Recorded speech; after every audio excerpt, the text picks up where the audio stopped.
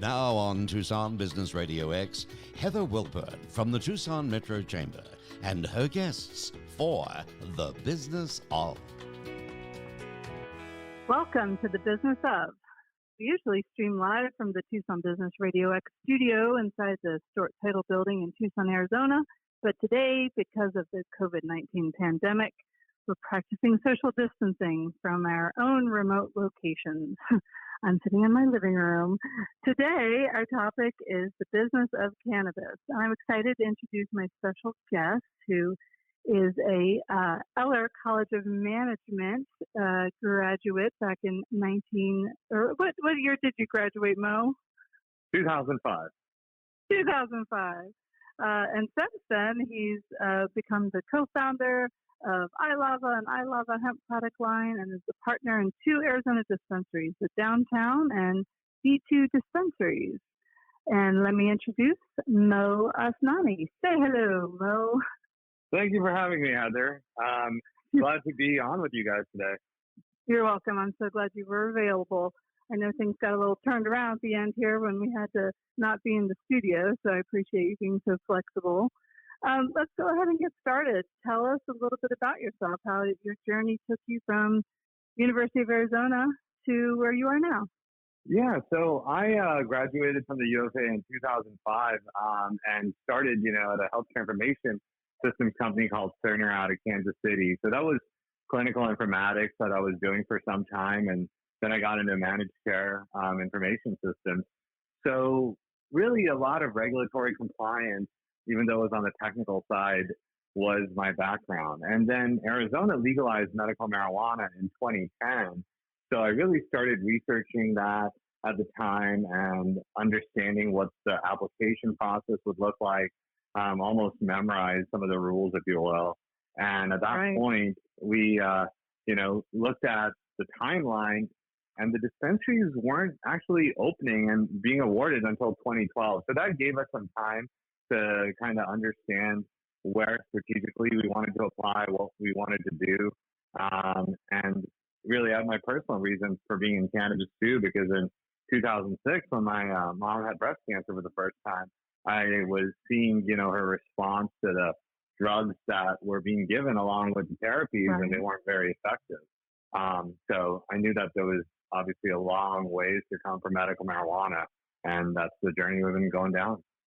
Yeah, exactly. And I've heard so many people go through such similar situations where they're either suffering from just nausea or, depression that comes along with some medical situations as well. But once they hear a little bit more about medical marijuana, they really realize that it can be quite a bit of a turning point for them.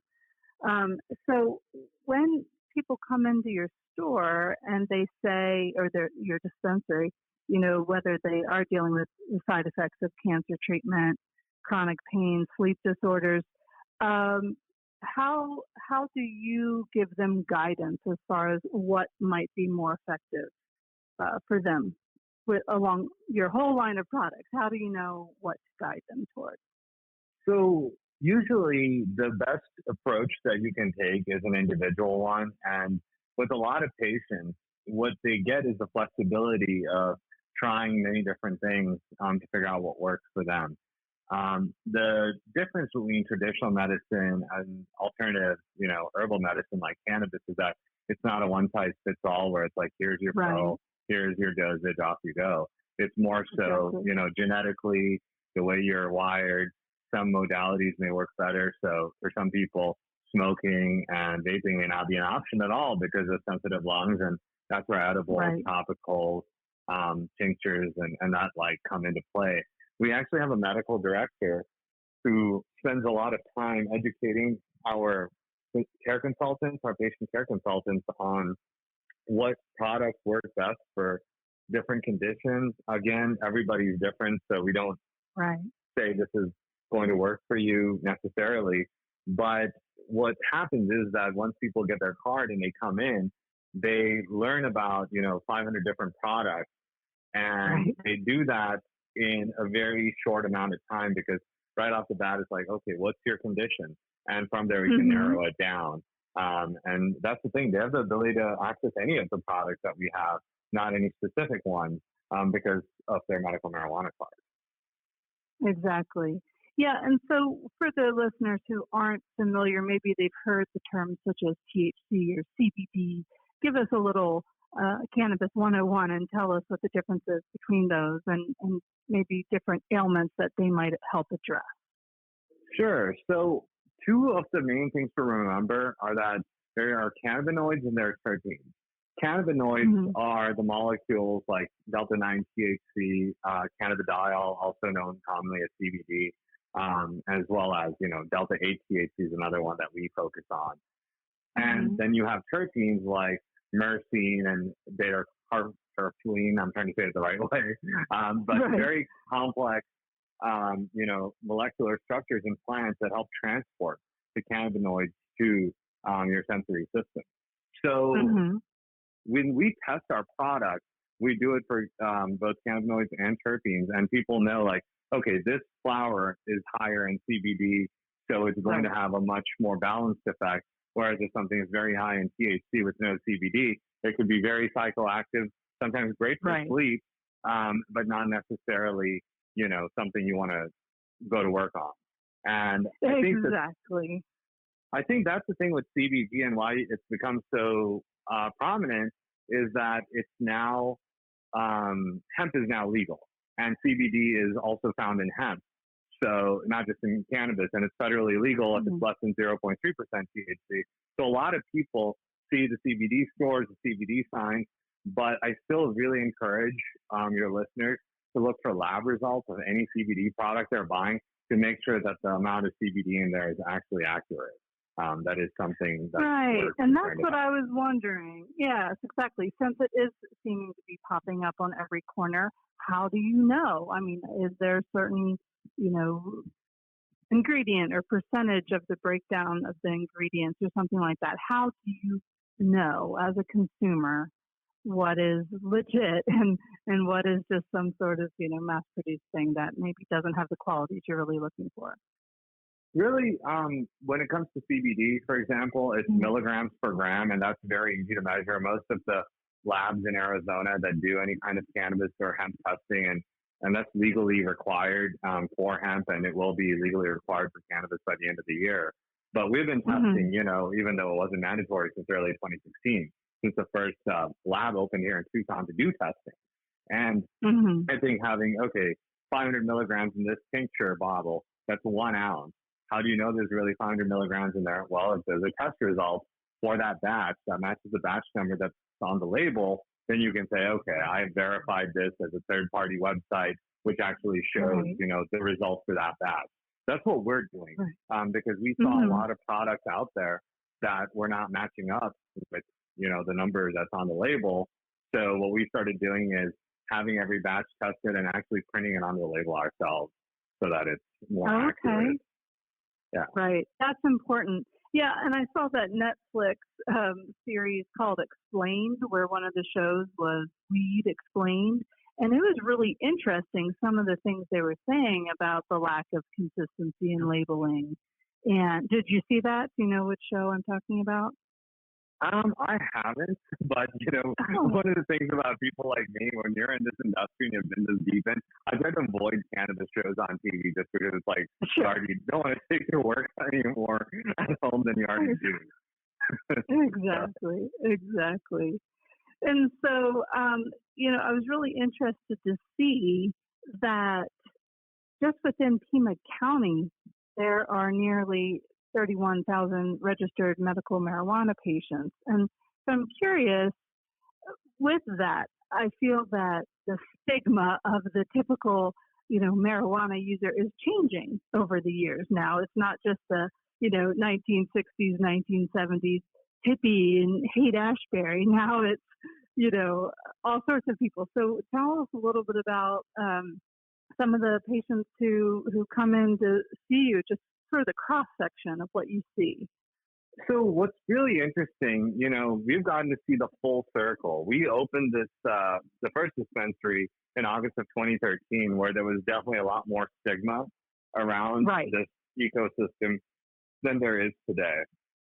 And we saw over time that the older patients who really are your voting base, as well as the people who probably have the most trepidation when it comes to cannabis, starting to say, you know what, maybe this is going to help me with my condition. And, you know, anecdotal stories I can tell you are like a 95-year-old grandmother who bought a topical that was high in THC, a gel that she put on her hand, and she was able to like knit again for her grandchildren. She hadn't been able to do that, you know, for years. I love that.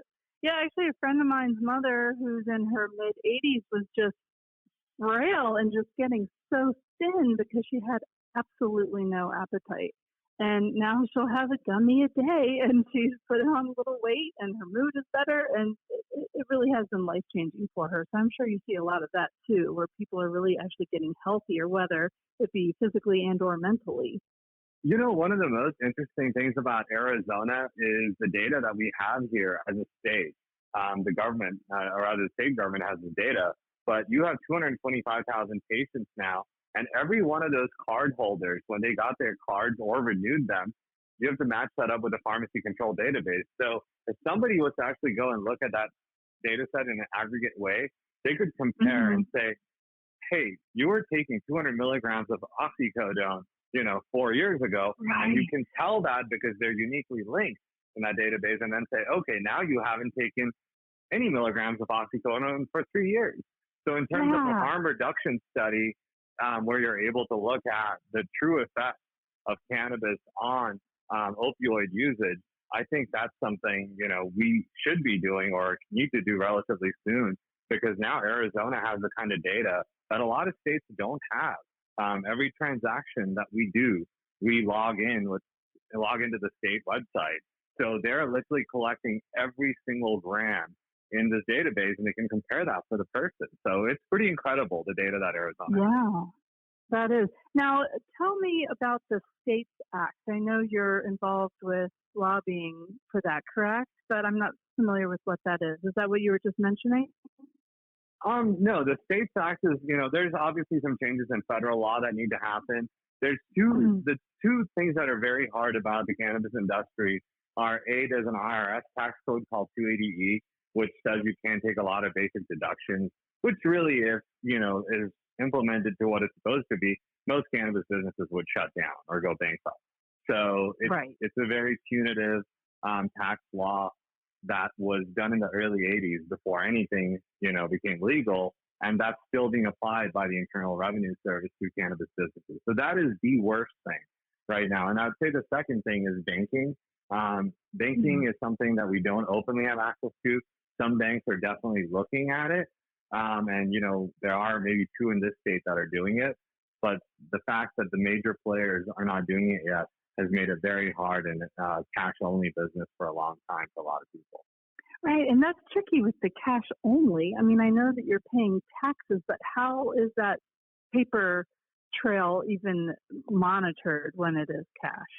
You know, I mean, we have a point-of-sale system where we're tracking all the transactions, applying all the taxes, paying our taxes. But in terms of, you know, a crisis like what's happening today, a pandemic, we all know contactless and e-commerce payments, you know, using your credit card on a phone or on your computer would be the best way to pay. That's not an option for us. And that's what's a little sad, is that while this pandemic is happening, I think we realize that, you know, those types of things would save probably some lives in this country and in the state too, if we did have those mechanisms in place. Yeah, that's an interesting point. And I'm curious too about what trends you have seen, like how vaping definitely became a bit of had a surge, but then bad press. I'm curious, did that then affect your sales? Although, were you different since you make your own iLava and iLava hemp product line, or what have you seen as far as the trends? I want to be careful how I say this, but if you look at the ingredients in a vape cartridge made by us, for example, I don't want to name any other brand, so just to say an iLava vape cartridge, and then you compare that with any off-the-shelf tobacco vape, you will not find, you know, propylene glycol in our products. You will not find PEG 400 in our product. But in a tobacco product, you're going to find those things. And that's what's fascinating to me is, vaping is like eating. Are you going to put the same thing in your body? No, it's what you vape. And I think that analogy got lost in the hysteria in last year, right? Now, obviously, the CDC is focusing on something much more important like COVID-19, but they had made it this thing to go after vaping last year. And really, when you look at what the effect of that was, you had some bad actors in Southern California using a product called Honeycut, which was a thickener. And they used that thickener to increase their profits on black market products that were not even licensed, cannabis products. But everybody, the licensed businesses like us who are doing best practices got lumped in because of the word vaping. And I think that's where, we've had some, obviously I have my own frustration with the way our industry was treated by the media with that whole thing. But I think people are getting it now that it was not one wide sweeping statement that vaping encompasses, rather specific products. And you should never be putting vitamin E into your lungs to vape it. But that's what Honeycut really was vitamin E acetate. So I remember reading about that. Yeah, I think those elements are being dealt with, hopefully, with any kind of legal enforcement that can be done towards that. But vaping in general, because we stand by the products and we only sell products that we make in terms of vaping, we were actually not affected by it that much. Okay, well, that's interesting. So you manufacture those products in your dispensary. Are they available just in Tucson or statewide, or how do you sell your products? So we make our vapes and all the other products at our production cultivation facility. And most of the Delta 9 THC vapes we only sell out of our 2 stores because of our capacity. We're not that big in terms of what we make. Our Delta 8 vapes, they are, I believe they're available in 30 dispensaries or so statewide. So we do wholesale those. And then really the most interesting product is I Lava Touch. So when I was telling you about the gel earlier on, this is something that my fiance, for the grandmother. So this is something where my fiance had a spinal cord injury when she was in high school, and she was on a lot of opioids and narcotics for a long time, and then medical marijuana became legal. So she's actually using this product that we designed and developed for neuropathic pain, and it's working for her, and it's now the #1 selling topical product in Arizona. So So the Touch Gel is made here in Tucson and is now available, I want to say, in about 75 dispensaries. So it does very well in terms of efficacy and, sell-through as well. Right. And then I also have had friends who say that they've helped their old dogs with hip problems with a little CBD oil, I'm not sure, where then the dog ends up being much more limber and in less pain. Is that a totally different market for what you'd give to a dog than a human, or is it similar in a way, or just a different dosage? I think that there's certain products that are definitely more oriented towards animals, and they do, from what I've seen, work well. I don't know if I can speak as well about the animal products. Really, what we focus on mostly for the humans. But yeah, I believe that, some of the products that we sell through our store, they're mostly hemp-based, like CBD dog treats and stuff like that. And you can find those anywhere. You don't have to come to a dispensary to get them. Exactly. But they do have, heard great things about them. It's a neat concept. I think people just now are learning about that too, about helping their animals. So I think that's interesting. Another one of our Tucson Metro Chamber members, I believe Nick Moran over at Growers Network. I checked out one of his Cannacrib videos on YouTube. Has he ever done a Cannacrib of your dispensary or your greenhouse, rather? No, we haven't done that yet, but we are actually supposed to be part of a show called High Sciences. I think that will be something that's pushed production due to this current situation, but that is slated to be something that we are a part of when they do start shooting. Oh, interesting. And Nick's a part of that also, yeah. Oh, good. Yeah, he's an interesting guy for sure. Yeah, for anyone who's just now tuning in, wanted to let you know that you're talking with Heather Wolpern, the Director of Communications from Tucson Metro Chamber, and Mo Asnani, who is the co-founder of iLava and iLava Hemp product line, as well as co-owner of the Downtown and D2 dispensaries in Tucson. And we're talking about some of the benefits of medical marijuana right now. So tell me more, Mo, about what are some of the tough issues that your industry faces? You mentioned a few things, but what else is just hard to handle sometimes? I think that overall the environment is getting better for cannabis businesses. I think that access to capital, along with the other issues like banking and not being able to write off a lot of business expenses when it comes to taxes, is one thing. And then I'd say there's also legislators in this state that are every year. So we have our own lobbyists, and every year there's some bills that they're trying to push to make it just harder for patients to access cannabis. And we've been fighting that battle now, for 7 years. So I'd say legislatively, it's very important that patients and those who do support cannabis use in general are making sure to reach out to their legislators and let them know, like, hey, we support the use of this, and it's not something, to keep fighting against. And when you had mentioned the STATES Act earlier, what that is a federal law that's being pushed by, I believe, Cory Gardner and Elizabeth Warren, so it's pretty bipartisan, where they would do a lot of federal reform regarding banking and tax issues and stuff like that, as well as just the overall criminality aspect that's still technically there. It's just really not being enforced anymore. Oh, okay. Interesting.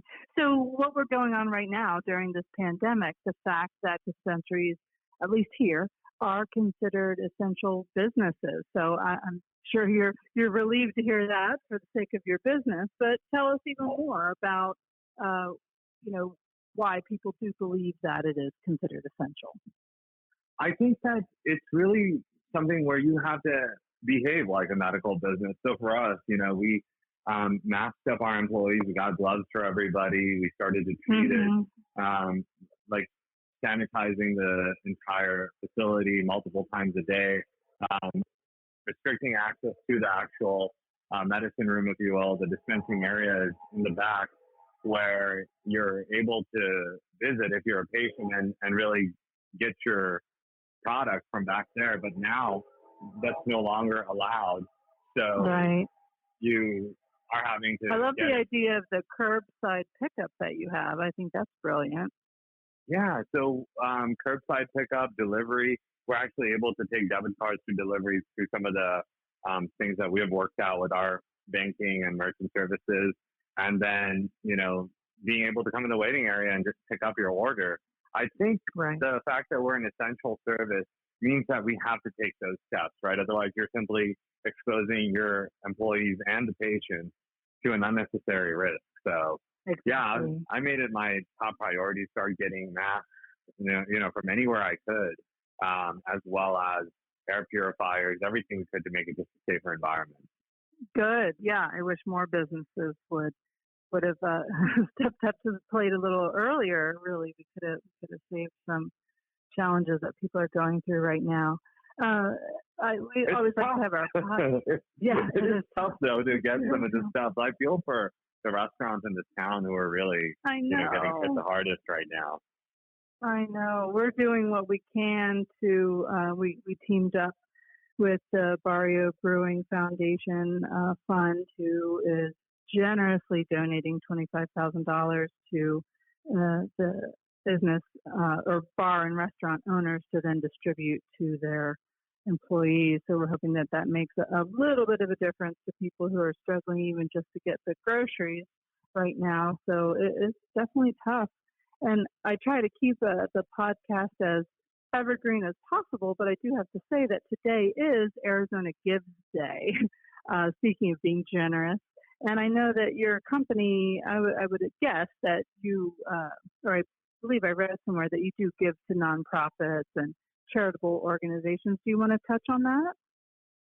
So actually earlier today, we were able to procure yesterday, and then we gave them away today, about 400 N95 masks to the Tohono O'odham Nation because they're also having a very hard time with acquiring PPE. So yeah, they were real 3M, N95 masks, and that was kind of what we were able to do today. And I'm kind of made it an additional one of our projects to try to help out healthcare workers. My mom was an RN before she passed, and I know that a lot of the nurses and doctors were having to go in and take care of patients, without the right equipment and really overall protection that they need, including gloves and things like that. So I think masks, these N95 masks have become probably the top thing in this country for healthcare professionals. So anything we can do to help, we're trying. No, that's great. I love hearing that. So tell me about where you see your business and the industry in general in the next few years. So if you look at the rest of the developed world and Australia, Canada, Czech Republic, Germany have either legalized federally for adult use or medical. And I think Canada is the only one who's actually federally legal for adult use, but the other countries I just named are legal for medical. And I think as a nation, we need to start looking at how are we going to make it so that we have some new areas for us to grow. Obviously, economic hits like this recession that's going to come because of what just happened, as well as, being able to have something that's sustainable. Growing hemp and marijuana, for example, don't take up as much water as a lot of crops, and there are multiple purposes outside of, just flower for smoking or making products for edibles. So I think the sustainability part of the business or that angle is going to get a lot more traction. And overall, I see cannabis and hemp kind of merging in the next 5 to 10 years, depending on what states are on board with cannabis at the time. Today, I think the majority of states already have some adult use or medical marijuana program. Here in Arizona, in November, Smart and Safe will be on the ballot, which would make it legal for anybody 21 and over to purchase medical or to purchase marijuana from a store. So and that would be the dispensaries and a few other stores that'd be able to do that. So I think the hybrid model that's coming of having more of a wellness model for people to not have to go and get a card and pay a fee every 2 years and simply saying, you know what, I'm an adult. I'm going to go pick up this product and it's going to make me feel better. And I think that's where we're heading, towards the end of this year with the election. Okay, that's good. That's good to know about the upcoming legislation. So being from the Chamber, of course, we're all about workforce development and jobs around the community. And so I read that there are nearly 700 county residents hold that special state license required to work in jobs with direct contact with cannabis. And so getting that license, what does that even entail? Is it a test, or how do you see 700 people get this license? So you're talking about this dispensary agent card. I'm actually wearing one across my neck right now as we speak. But yeah, so a DEA card is issued by the Department of Health Services.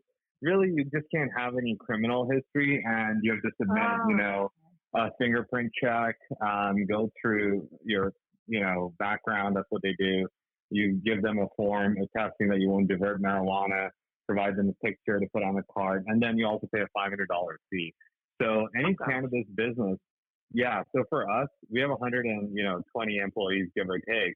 So we're spending $500 per employee now it's every 2 years. It used to be 1 year for them to maintain that card to be in compliance with the state law. Wow, that's some serious business. And so when you hire someone, do you give them training, or is there a college major where you can major in, what would that be, horticulture of cannabis? I mean, how do you go about hiring a good qualified staff member? Well, so, it depends on the role. So for the retail roles, you need a very different background. For working at the cultivation facility, for example, I think, the more of a labor or also agricultural background as well as manufacturing in general, people are trainable, and it's really not that hard. We have very sophisticated SOPs that we train people on. but I think it's more so just the diversity of work there is, because there's admin, there's production, there's retail, there's growing, there's packaging, there's processing, so it's just working throughout different parts of the company. You should have so many different skill sets. So now we even have our own full-time graphic designer and all of that. But again, it's just a real diversity of skills in terms of understanding, what works in this business. Yeah, I think it's an interesting avenue that people are probably going to start taking more and more as this becomes more mainstream. So how many dispensaries are there in Tucson or Pima County or whatever? How many do we even have? I think if you count like Marana, Oro Valley, some of the surrounding areas, I think we're right around 15 or 16 today. Oh, wow. That's a lot. All right. Is there room for more? Is there a demand? I'm not sure how to answer that, because I think that you have a certain set of people who will always want to have more options. At the same time, you don't want one on every corner, right? That's one of the things we did with Smart and Safe, is we realized that most of the voters here don't want a medical or adult use marijuana dispensary on every corner. So it's still very limited in the number that are out there, but we don't want to turn it into Denver. So we really want to keep it so that the voters in the state still support the program. Mm-hmm. Yeah, keep it reasonable. Be moderate about it. Not like every single corner. That'd be a little much. Exactly. So yeah, I put it out to my coworkers before the podcast started, seeing if anyone had any questions in mind. And here's one I got. So is there a distinction between how the products and experiences are different between medical and recreational usage? Yeah. So what would happen is, let's say today, if you're a medical marijuana patient, you're allowed to buy, 2.5 ounces of total product every 14 days. In adult use, your limit's not that high, and some of the products that you can get in the medical program won't be available to those in the adult use program, and that's because they're high dosage and they could have very strong effects. So I'll give you an example. There are some edibles literally available in the store today that are 500 milligrams of THC. I took one of those, I'd be down and out for like 4 days or something, right? Right. That's an extremely high dosage in my opinion. So in adult use, for example, you're going to be limited, just the way the law is written, to no more than 10 milligrams per unit or 100 milligrams per package in general. So even if you do have a package that's 100 milligrams, it's got to be dosed so it's no more than 10 per unit. And that's the 10-100 standard is something that we're starting to see in California and Massachusetts. It's probably the most likely to become a national standard for cannabis when we do have federal reform. So, and I fully support that as somebody who has taken, an excessive amount before. And I think also the medical program, when you have people like cancer patients who we've talked about, as well as others who have a very different need, they may need a high dosage of THC just to deal with their symptoms. And I think I can tell you this in the best way that makes sense. If you are undergoing chemo or if you have neuropathic pain, you could have 200 or 300 milligrams of THC and be totally normal. Whereas if you're, like me, like pretty healthy or no real issues, and you take that, it just completely knocks you out. So there's some weird way that it regulates you to your baseline instead of getting you high. And I've seen that over and over again with people. Yep. Gosh, that's so interesting.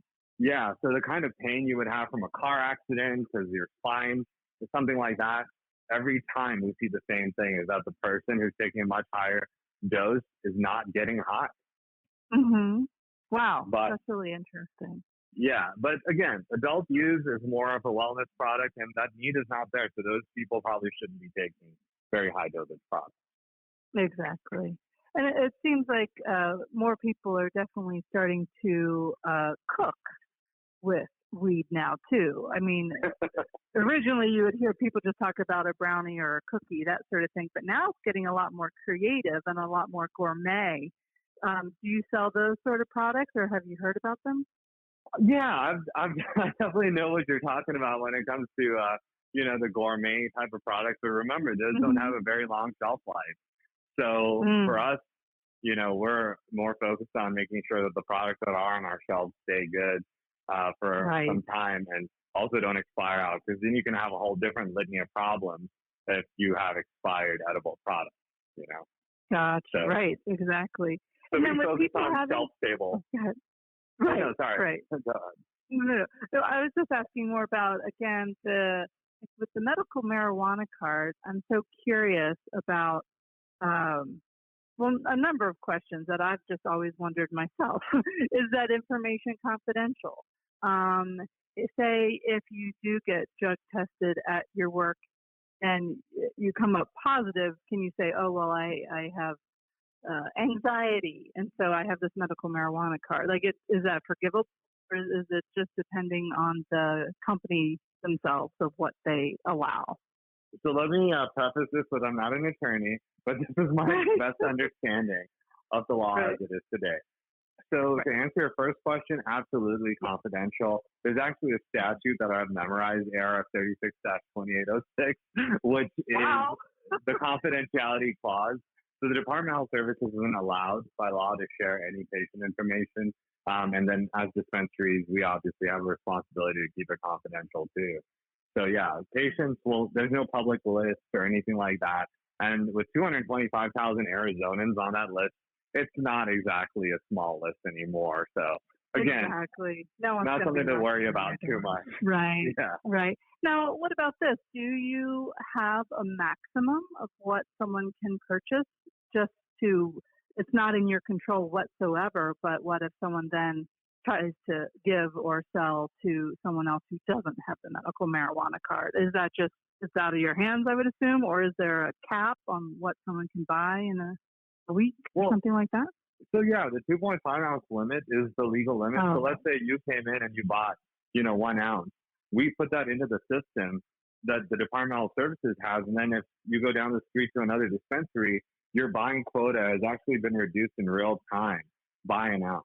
And all the dispensaries share the same website with the Department of Health Services. So it's very interesting. Well, then that makes sense. That's good that it is kind of a checks and balances of sorts. I'll try to say this without offending anybody, but the marijuana in this state is tracked better than the guns and bullets in this state. Hands down, no questions asked. Right.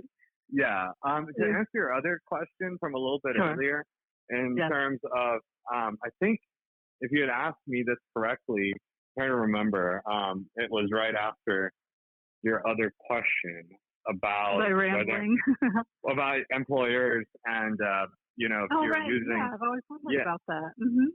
So as long as you have a valid medical marijuana card and you're not going to work high, unless your employer is the federal government or a federal contractor. So if you're, one of the large employers in this town is a federal contractor, and they would definitely have the right to terminate somebody with a medical marijuana card. However, somebody who is not a federal contractor or the federal government, they could still get sued by an employee if they terminate them wrongfully, as long as that employee has a valid medical marijuana card. Gotcha. Okay. And so tell me a little bit about more of kind of your day-to-day operations. What is the day in the life of owning a dispensary? What's that about? I think one of the top things that I'm always focusing on is making sure that the product quality doesn't deviate from where it's supposed to be.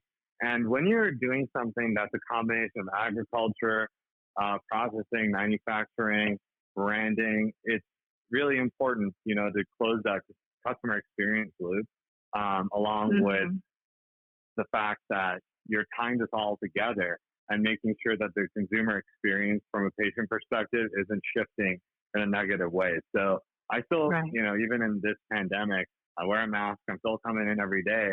I'm checking on all the facilities to make sure that, whatever we were before, we haven't lost too much of that because of what's happening. And really before that, my core focus was the cultivation facility. We're expanding that right now. We have build out happening over there. So we're adding additional flower rooms, to expand our production capabilities. So that was the core focus before, and now I think it's more employee and patient safety. That's great. Yeah. So can you picture yourself in the same industry for years to come? I think there's a part of me that wants to see some changes, like I mentioned before, at the federal level, because doing this for this long, I do want to start to see some of those changes. I've been lobbying for them, fighting for them, gone to DC myself a few times, Wow. to bring these issues to light. And I'm not going to stop doing that, but I see that traction happen soon. I think it'll be good for the economy. I think it'll be good for just overall access to the plant. And, that is a bit of a life's mission right now. That's great. I love that. Well, I feel like we've covered a fair bit of ground today, and you've really provided a lot of really good information. So I thank you for that. I'm going to go ahead and wrap up the show unless there's anything else you want to add. I think there's one point I always like to make here, and it's for the listeners who may be skeptical of cannabis as a treatment option. And maybe I want to appeal to their business side, but at the end of the day, what we have is, you can come in from the UK or Canada and file patents related to cannabis because it's federally legal in your home country. You cannot actually do that if you're American. And I think those are the kinds of imbalances that I find frustrating, and they should too, whether or not they believe in cannabis or not. So those points, the pure business perspective, needs to be understood by the population that may not like the product. Right. I think that's a valid point to make, for sure. I think regardless of the topic, when people just try to stay a little bit more open-minded and not so judgmental about things, it makes the world a better place, for sure. Exactly. So, yes. So I hope that all of our listeners enjoyed this episode of The Business of. We hope the information shared today helps you understand an avenue that might be brand new to you. And thank you to today's special guest, Mo Asnani from the Downtown Dispensary and D2 Dispensary. Mo's bio and contact information will be uploaded along with a link from today's podcast, to Tucson Business RadioX's website. And please follow Tucson Metro Chamber on all of our social media channels, and check out TucsonChamber.org for upcoming virtual events and membership information. I'm Heather Wolfern, the Director of Communications at Tucson Metro Chamber, and I look forward to sharing more about how the Tucson Metro Chamber helps Tucson businesses thrive when I host the next The Business of on Tuesday, May 5th. Thank you and goodbye. The Business of, an informative podcast with Heather Wilburn from the Tucson Metro Chamber, can be heard here continuously on TucsonBusinessRadioX.com.